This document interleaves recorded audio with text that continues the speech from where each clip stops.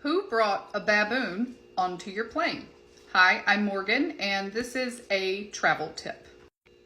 If you've ever flown on an Airbus, you may remember distinctly hearing a sound that sounds like a barking dog, or what I think sounds like a baboon.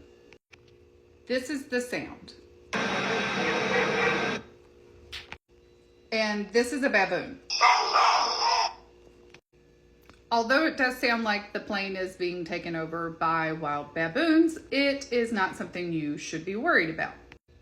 If you're seated near the wings, it may be louder than it is for other passengers because that's the area that the sound is coming from.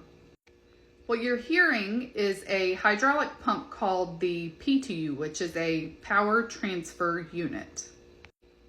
It's there to ensure that your plane maintains a minimum pressure across the plane's systems.